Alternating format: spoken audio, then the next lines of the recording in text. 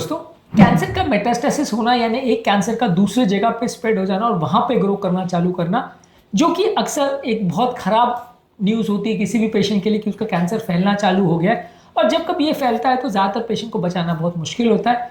आज हम बात करेंगे अलग अलग कैंसर किस जगह पे ज़्यादा स्प्रेड करते हैं, ताकि ओवरऑल आपको एक आइडिया हो जाए कि इस पर्टिकुलर ऑर्गन का आपको कैंसर है या आपके पेशेंट रिलेटिव को कैंसर है तो कहाँ जाएगा।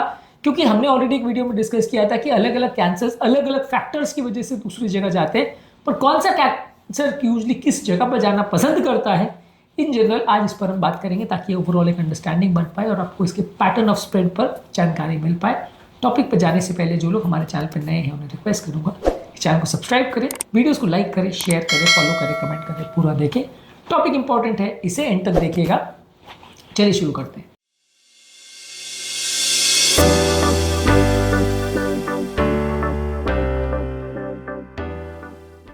सबसे पहले ब्रेस्ट कैंसर यानी स्तन का कैंसर यूजली जाता है, हड्डियों में सबसे फ्रीक्वेंटली जाता है, लंग्स में जाता है, लिवर में जाता है, ब्रेन में जाता है, ज़्यादातर ब्लड और लिम्फेटिक सिस्टम के थ्रू जाता है। यानी कैंसर के टुकड़े ब्लड में चले जाते हैं, लिम्फेटिक सिस्टम में चले जाते हैं, उसके थ्रू ये जाते हड्डी में, लंग्स, लिवर और ब्रेन में जाते हैं। ज़्यादातर इसमें अलग अलग सब टाइप्स के अलग अलग ट्रेंड होते हैं। यानी ER1 और HER2 जो पॉजिटिव ब्रेस्ट कैंसर होता है वो ज़्यादातर हड्डी में जाता है। HER2 पॉजिटिव जो कैंसर है वो ब्रेन और लिवर में ज़्यादा जाता है, और जो ट्रिपल नेगेटिव ब्रेस्ट कैंसर है वो ज़्यादातर ब्रेन और लंग में ज़्यादा जाता है। तो इसमें आपको कौन से टाइप का, या आपके हिस्टोपैथोलॉजी की रिपोर्ट में यूजली आएगा कि आपको कौन से टाइप का ब्रेस्ट कैंसर है, तो उसके बेसिस पर डिसाइड होगा कि वो किधर जा सकता है। तो आपको ये जानना जरूरी है कि यदि ब्रेस्ट कैंसर है तो ये कॉमन जगह पर जा सकता है, और कौन सा सब टाइप है उससे पता चलेगा कि उसके कौन से ऑर्गन में जाने के चांसेस ज़्यादा है। इसी तरह से लंग कैंसर ज़्यादातर ब्रेन में, लिवर में, एड्रीनल ग्लैंड्स में और बोन में जाता है। ज़्यादातर लंग कैंसर ब्लड के थ्रू स्प्रेड करता है, परमिट सर्कुलेशन के ब्लड के थ्रू। इसके अलग अलग सब टाइप्स के अलग अलग ट्रेंड होते हैं। मान लीजिए लंग्स का एडिनोकार्सिनोमा है तो वो ब्रेन और बोन में जाएगा। स्क्वैमस सेल कार्सिनोमा है तो वो यूजली मेटास्टेसिस इतना नहीं करता है। स्मॉल सेल लंग कैंसर है तो रैपिडली ब्रेन और लिवर में स्प्रेड करता है। इसके अलावा कोलोरेक्टल कैंसर जाता है लिवर में, सबसे कॉमन साइट है। इसके अलावा लंग और पेरिटोनियम में जाता है। पोर्टल वीनस सिस्टम के थ्रू ये अलग अलग जगह पे स्प्रेड करता है। ज़्यादातर रेक्टल कैंसर के ज़्यादातर चांसेस रहते हैं लंग में जाने के, क्योंकि डायरेक्ट वीनस रिटर्न जो है वो रेक्टल एरिया का सिस्टमिक सर्कुलेशन के थ्रू जाके वो डायरेक्टली लंग्स में जाता है, इसकी वजह से उसके लंग्स में स्प्रेड होने के चांस ज़्यादा है। प्रोस्टेट कैंसर ज़्यादातर बोन में यानी खासकर आपकी रीढ़ की हड्डी यानी स्पाइन में, पेल्विस एरिया में और रिब्स में ज़्यादा जाता है। इसके अलावा लंग्स और लिवर में जाता है। ज़्यादातर ब्लड के थ्रू से स्प्रेड करता है। ज़्यादातर ये बोन फॉर्मिंग ऑस्टियोब्लास्टिक एरियाज में ज़्यादा जाता है, जो हड्डियों में ज़्यादा बोन बनता है वहाँ पे सेल्स को ज़्यादा इन्वॉल्व करता है, वहाँ पे इसके स्प्रेड होने के चांस ज़्यादा है। पैनक्रियाटिक कैंसर ज़्यादातर लिवर में जाता है, लंग्स और पेरिटोनियम में जाता है। ये पोर्टल वेन में थ्रू ड्रेन करता है, सेल्स पोर्टल वेन में चले जाते हैं, उसके थ्रू लिवर में जाते हैं। ज़्यादातर वो लोकल इन्वेजन से स्प्रेड करता है, पेरिटोनियल कार्सिनोमेटोसिस करता है।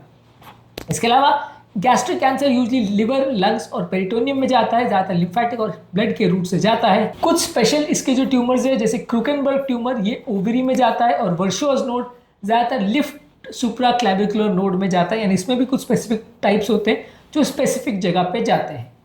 ओवेरियन कैंसर ज़्यादातर पेरिटोनियम में, लंग्स और लिवर में ज़्यादा जाता है। पेरिटोनियम सीडिंग, क्योंकि ओवरी पेरिटोनियम के आसपास होता है तो वहाँ पे स्प्रेड होने के चांस ज़्यादा है। ज़्यादातर इसमें उस एरिया में पानी भर जाए ऐसे लक्षण देखने को मिलते हैं। किडनी का कैंसर ज़्यादातर लंग्स में सबसे कॉमनली जाएगा। इसके अलावा बोन, लिवर और ब्रेन में जाएगा। ज़्यादातर ब्लड में और किडनी के वेन्स के थ्रू इंफीरियर वेना कैवा में जाता है, उसके थ्रू लंग्स में जाता है, तो लंग्स में स्प्रेड होने के चांस सबसे ज़्यादा है। लिवर का जो हिपैटोसेलुलर कार्सिनोमा है वो ज़्यादातर लंग्स में सबसे कॉमनली जाता है, हड्डियों में और एड्रिनल ग्लैंड्स में ज़्यादा जाता है। ज़्यादातर ये डायरेक्ट इन्वेजन से लंग्स में घुस जाता है या ब्लड के थ्रू वहाँ स्प्रेड करता है। इसके अलावा मेलेनोमा जो कि कॉमन एक स्किन का कैंसर है वो ज़्यादातर brain, liver, lungs, GI tract, skin और बोन में जाता है। ये अलग अलग ब्लड और लिम्फेटिक सिस्टम के थ्रू जा सकता है। ज़्यादातर ये अनयूजुअल साइट्स में जा सकता है, जैसे स्मॉल इंटेस्टाइन, इसका ये यूनिक फीचर है, स्मॉल इंटेस्टाइन वगैरह में भी जा सकता है। बाकी ये कैंसर काफ़ी अलग अलग जगहों पर स्प्रेड कर सकता है। ये पैटर्न ऑफ स्प्रेड को समझना जरूरी इसलिए क्योंकि आपको अगर कोई पर्टिकुलर टाइप का कैंसर है तो वो पर्टिकुलर जगह पे जाने के चांस ज़्यादा है, तो वो एरिया में आपको सर्विलेंस ज़्यादा रखना पड़ेगा। मान लीजिए किसी कैंसर के लिवर में स्प्रेड करने चांस है या लंग्स में स्प्रेड करने चांस है, तो बार बार आपको सर्विलेंस करना पड़ेगा लिवर का और लंग्स का, देखना पड़ेगा कि कैंसर ने वहाँ स्प्रेड तो नहीं किया। जो कैंसर के ब्रेन में जाने के चांस ज़्यादा है उसका ब्रेन का स्कैनिंग करते रहना पड़ेगा। पूरे बॉडी का बार बार स्कैन करना इतना ईजी नहीं होता, इसलिए पर्टिकुलर आप एरिया को ध्यान में रख के उस पर फोकस करेंगे तो चांस ज़्यादा है कि आप उसको कम स्कैनिंग में ज़्यादा इजीली पिकअप कर पाएंगे और कैंसर के स्प्रेड होने से पहले या स्प्रेड होने के तुरंत बाद आप उसको डिटेक्ट कर सकते हैं, ताकि पेशेंट के सर्वाइवल के चांसेस बढ़ जाएं। एक बार मेटास्टेसिस हो गया और मल्टीपल एरियाज में हो गया तो फिर बचाना बड़ा मुश्किल होता है।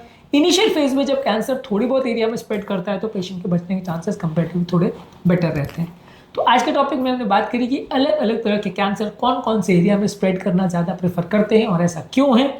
इस पैटर्न को समझना कैंसर के स्प्रेड के पैटर्न को समझने के लिए ज़रूरी है, ताकि ओवरऑल मेटास्टेसिस ऑफ कैंसर पर आपको एक अंडरस्टैंडिंग बन पाए।